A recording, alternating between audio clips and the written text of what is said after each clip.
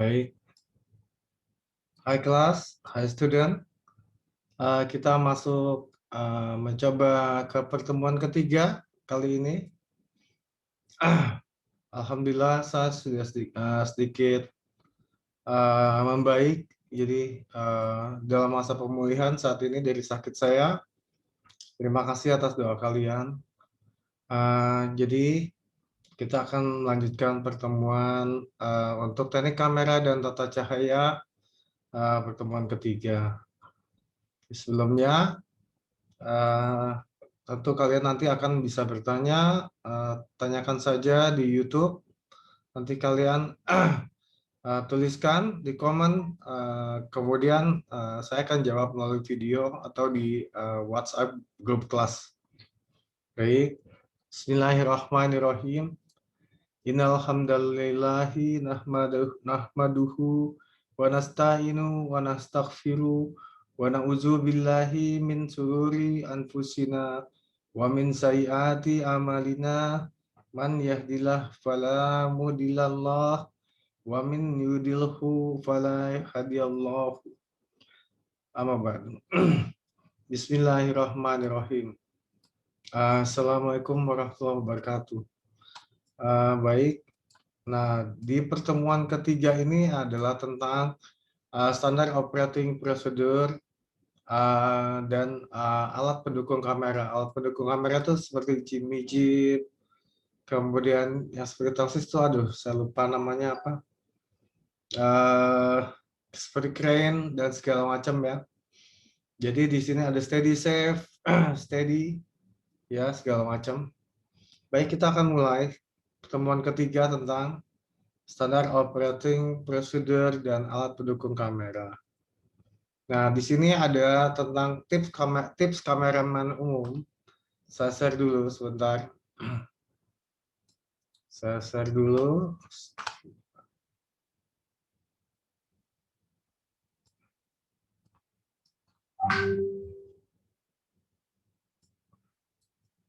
Ya, share dulu sebentar.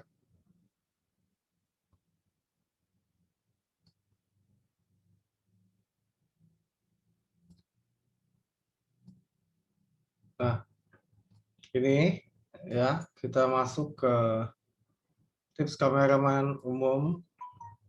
Kameraman umum itu seperti kamera-kamera yang dipakai tidak hanya berita, tapi dokumenter atau show ya, untuk talk show dan segala macam. Jadi documentation pun di lapangan secara umum tips kameramennya adalah seperti ini. Ya, pertama adalah diskusikan dan prediksikan hal yang tidak terduga yang akan terjadi pada saat pengambilan gambar.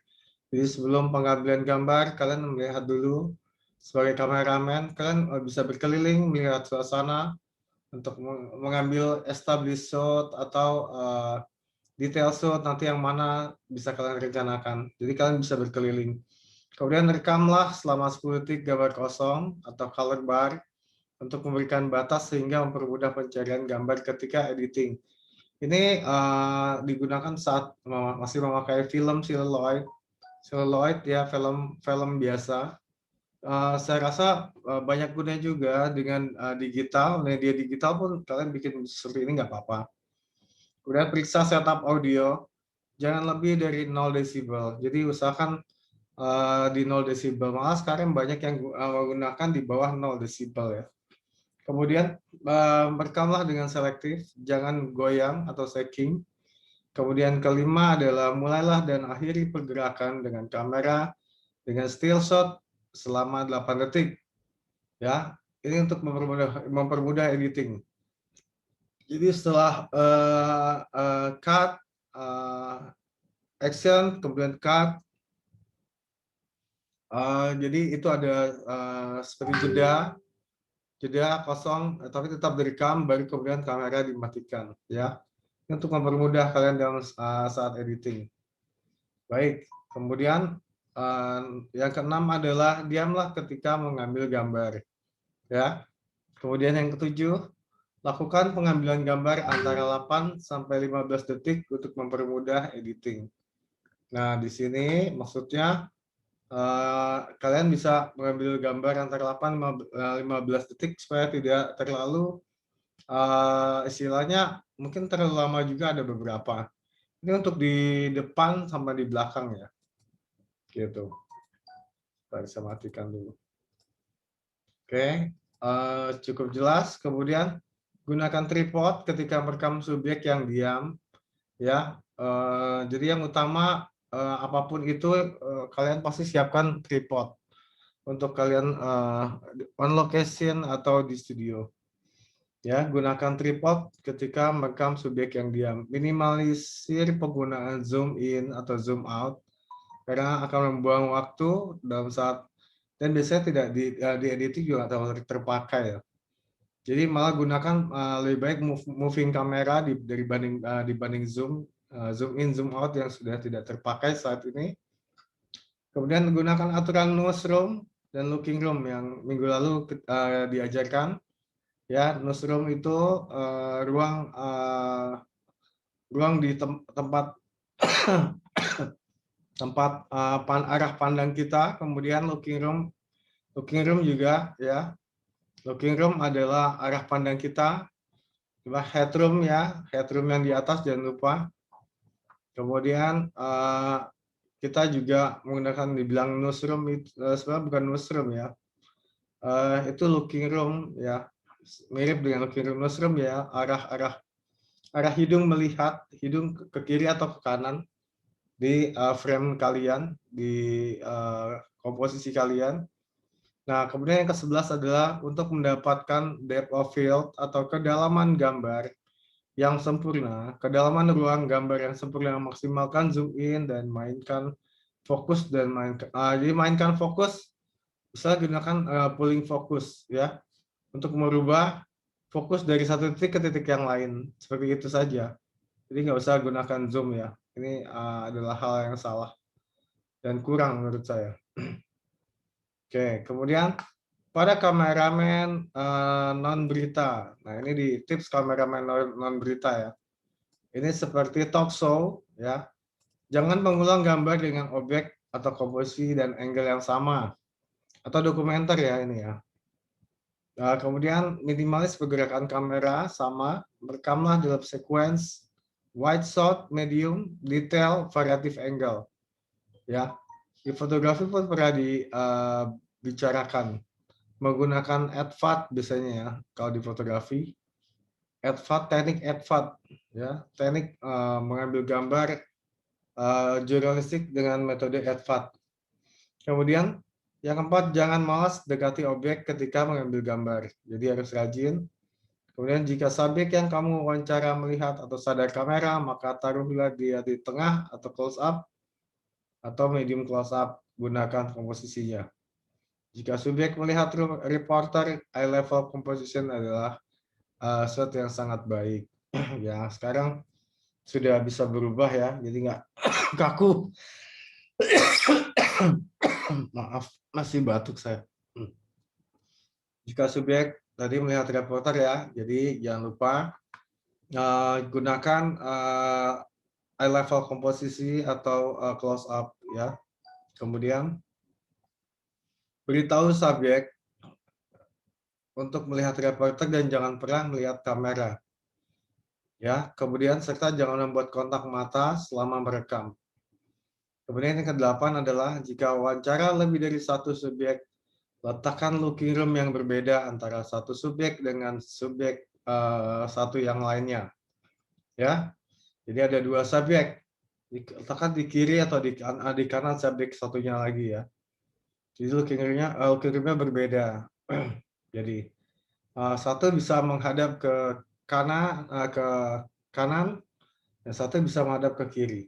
Ya, dua subjek. Oke. Kemudian kameramen ini harus menebar pandangan, jangan lengah, waspada setiap momen-momen ya kalau berita itu. Kemudian jangan ragu untuk mengambil gambar ekstrim close up, misalnya dimungkinkan ya dengan lensanya. Jika tidak dimungkinkan, karena juga dengan suasananya gunakan lensa zoom. Nah, kemudian Di sini ada lagi tips kameramen non berita. Nah, non berita itu seperti drama ya, yang kalian akan buat nanti seperti talk show, juga dokumenter sama. Ya, non berita ya, jadi sifatnya bukan news di studio atau di dalam on location. Jadi biasanya kameramen bekerjasama dalam satu produksi. Situ ada direktor, ya. Jadi ikuti apa kata direktor, kemudian gunakan kamera card, ya, kayak ada shooting list gitu, shooting script sebagai panduan. Jadi kalian bisa gunakan itu baik-baik. Perhatikan komposisi secara matang, ya. Jadi kalian sudah berbicara dengan biasanya dengan sutradara, direktor, kemudian perhatikan komposisi juga matang ya. Gunakan speed-nya, iris kalian, white balance, dan filter dengan baik. Bekerjasama dengan lighting man jika kalian merasa kekurangan pencahayaan. Kemudian pencet tombol record ketika direktur memberi instruksi. Kamera, kemudian tunggu 5 detik. Jadi kalian udah pencet kamera, kalian pencet on, dan kalian jawab rolling, baru syuting dilakukan, adegannya dilakukan. Jadi pencet tombol kamera, rolling, audio, speed, kemudian kalian bisa memulai adegan gitu. Jadi usahakan menggunakan istilahnya one moment, one shot, one beautiful shot. Jadi punya kekuatan di shot kalian, ya, dengan satu kali momen, satu kali shoot langsung jadi nggak banyak pengulang, ya. Itu biasanya penting sekali untuk mengurangi istilahnya kalau waktu yang waktu yang panjang dalam syuting, mengurangi kesalahan. Jadi istilahnya juga akan mampu menjaga ritme kerja produksi semua, ya, mulai dari aktornya, ya. Jadi kalian bisa minimalkan segala kesalahan. Kemudian usahakan shot yang diambil mempunyai nilai filosofis. Jadi memang sudah direncanakan biasanya dalam satu naskah shot ini mengandung nilai filosofisnya apa, ya. Jadi kalian bisa gambarkan dalam shot itu dengan baik. Nah, biasanya lakukan dengan lighting yang baik, komposisi yang baik, sehingga menunjukkan kebenaran arah shot itu untuk visual dengan untuk visual pada pemirsa yang kalian maksud, ya, seperti itu. Kemudian gunakan zoom dengan bijak, ya, tadi mungkin nggak diperlukan. Gunakan gerakan seperti kamera moving, kamera angle, ya, angle high, eye, kemudian bird eye atau frog eye. Kemudian fokus yang baik untuk variasi gambar. Pulling fokus bisa kalian gunakan. Ya, jadi tips-tips terpenting adalah ya seperti yang ditulis di sini. Ya, perhatikan alat-alat kalian, kemudian dijaga, dilihat cuaca saat syuting. Sudah kalian persiapkan kabel-kabel, kelistrikan semua, istilahnya sudah siap. Misalnya terjadi segala sesuatu itu akan terlindungi, ya. Kemudian, nah di sini kalian akan diajarkan nanti di manajemen produksi, ya. Setiap kalian membuat suatu produksi, kalian harus membuat sebuah outline desain produksi. Nah, ini diajarkan di dalam manajemen produksi. Jadi setiap produksi, baik kalian drama, non-drama, berita, dokumenter, semua harus membuat outline desain produksi. Ini sangat berhubungan erat dengan tugas akhir kalian. Jadi setiap tugas akhir kalian, produksinya akan menggunakan outline desain produksi. Jadi di sini ada, kalian bisa lihat di slide.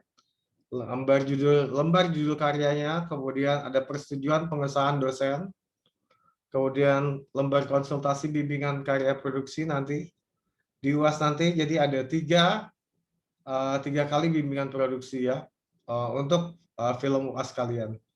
Kata pengantar, daftar isi. Nanti saya akan coba berikan layoutnya ke kalian supaya nanti setelah ujian tengah semester kalian bisa mulai memproduksi outline desain produksi untuk dalam bentuk kelompok untuk tugas UAS kalian, ujian akhir semester ya. Sini ada latar belakang program, jadi kita akan menjelaskan latar belakang program ini, alasan memilih program, kemudian pemilihan tema dan judul program, serta subjudul dan per episodenya. Kemudian ada tujuan program di sini. Jadi tentang tujuan pembuatan program. Nah, dibaginya atas untuk keperluan masyarakat, tujuan praktis, tujuan akademis. Kemudian ada referensi, pustaka, dan audiovisual. Jadi bisa kalian ini tahu ini dari mana referensi ya. Dari YouTube boleh, kemudian dari mana lagi sumbernya, atau dari film atau apa. Jadi kalian harus beritahukan di outline ini. Nah, di sini itu berisi outline ini betul berisi deskripsi programnya dijelaskan ya. Ini bisa kalian baca di slide kalian. Kategorinya media, format program, kemudian judul program, durasinya, durasi tayang, kemudian target audience ya. Karakteristik produksinya bagaimana? Single kamera, single tapping dan segala macam. Jam tayang, kemudian alasannya. Ya, ini akan dijelaskan. Kemudian ada lembar kerja penata kamera. Ini adalah hal yang penting bagi kalian sebagai kameramen. Jadi di situ ada konsep kerja kamera, kemudian floor plan kamera, kemudian ada kamera report yang berisi shot list, ya, berisi shot list, kemudian spesifikasi kamera yang kalian akan pakai, gunakan. Baik lensa dan kamera itu semua tercantum jelas pada skrip ini ya, pada lembar kerja penata kamera. Kemudian di sini kalian akan buat kamera report. Nah, di sini yang tertulis ya. Ini durasi 30 menit dengan title, kameramannya siapa, director siapa. Di sini scene 1, shot berapa, kemudian shot size-nya ya. Kemudian angle-nya seperti apa, moving-nya seperti apa, visualnya ya. Dan di nomor 1, contoh nomor 1, scene 1, shot 1, shot size-nya ini ya, jelaskan LS apa ini, kemudian moving-nya apa, arching, kemudian take-nya take 3, videonya Robby dan Tommy berjalan di gang, note-nya 1 sampai 2, ini yang oke adalah 3 ya. Ini sebagai cadangan, 1 dan 2 cadangan. Oke. Nah, ini terus kalian lanjutkan sampai scene kalian selesai. Scene 1, scene 2, scene 3, scene 1, shot 1, scene 2, scene 1, shot 2, scene 1, shot 3, dan seterusnya. Oke. Nah, di sini ada juga sebagai penata kamera, kalian di setiap shot, di setiap lokasi kalian harus buat blocking kameranya bagaimana, ya. Jadi kamera ini ada di mana, kemudian di propertinya apa aja. Jadi kalian harus perlihatkan. Jadi ya kalau ini seperti di talk show ini ya, contohnya. Oke, kemudian kalau di drama bagaimana ya, per scene-nya, setiap scene kalian misalnya berubah tempat, nah kalian setup, kalian gambarkan blocking kameranya. Kemudian ada satu lagi yang tidak ada di sini adalah tentang lighting, ya, lembar kerja penata cahaya. Jadi kalian harus tambahkan saat membuat produksi dengan film movie untuk ujian akhir semester UAS. itu ada lighting report, ya. Kemudian blocking lighting itu bagaimana? Ya, kalian akan bisa harus jelaskan di setiap scene-nya.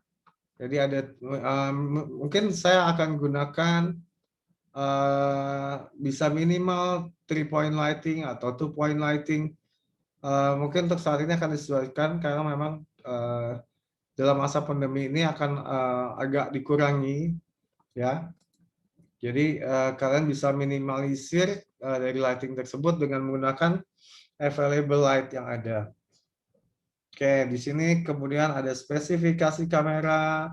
Kalian jelaskan dalam outline ini semua lengkap yang akan kalian pakai. Nah, kemudian ini adalah contoh-contoh handheld kamera yang menggunakan Steadicam, ya. Ini sangat stabil, ya. Digerakin seperti apapun, dia akan sangat-sangat stabil. Ya, steady shot dengan tripod juga ada. Jadi menggunakan tripod steady shotnya. Cuma biasanya ini digunakan untuk studio, jadi kurang begitu mobile. Dia ada di studio biasanya. Oke. Kemudian studio shot dengan pedestal juga sama. Ya, bisa untuk naik turun, ya. Kemudian pan kiri, pan kanan, ya. Kemudian swing left, swing right, tilt up, tilt down, semua dengan pedestal ini mudah digunakan, ya. Di sifatnya juga hidrolik. Nah, ini ada jenis crane atau Jimmy Zip, ya. Sampai sekarang masih dipakai dan mungkin sekarang sudah mulai digantikan dengan drone. Tapi memang tetap kalau di satu setting lokasi lebih baik menggunakan misalnya konser live musik, live musik itu pasti menggunakan Jimmy Zip itu lebih baik, ya. Pengoperasiannya bisa lebih lama waktunya tanpa menggunakan menguras baterai seperti drone. Maaf. Ini adalah crane besar, ya.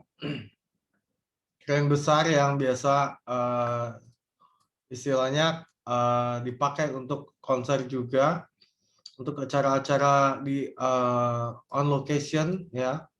Dia akan di set up, ya. Mungkin di studio TV juga bisa sama. Kemudian ini ada portal, istilah mini jeep, ya. Istilahnya portal jeep yang ukurannya kecil. Ini ada bentuk contoh-contoh Steadicam monopod. Sekarang biasa digunakan juga banyak dijual untuk HP, untuk kamera kalian yang kalian bisa beli gimbal, ya. Walaupun tidak terlalu besar, tapi sudah sangat-sangat cukup, ya, untuk kamera-kamera SLR, DSLR yang kalian pakai. Untuk kamera profesional memang digunakan Steadicam biasanya. Kamera profesional itu bentuknya sangat besar, jadi memang diperlukan kekuatan untuk menempel di badan, jadi dia sangat-sangat stabil. Oke, kemudian ini ada kamera prompter yang digunakan oleh pembaca berita news di TV, ya, di studio. Oke. Nah, kita sudah selesai di standar operating procedure pertemuan ketiga, ya, SOP dan alat pendukung kamera. Jadi hal-hal untuk lainnya yang akan kalian tanyakan, kalian boleh tanyakan ke saya, silakan. Jadi yang utama adalah kalian pelajari juga outline desain produksi yang kalian diberikan kuliahnya di manajemen produksi. Jadi kalian harus tahu cara menghitung juga budgeting, kemudian dari proses membuat naskah sampai semua membuat storyboard-nya, ya. Jadi semua kalian kuasai dengan baik, ya. Semoga kalian dengan mudah bisa melakukan sampai pada saat ujian akhir semester kalian membuat film per kelompok nanti. Ya, terima kasih kalian sudah belajar.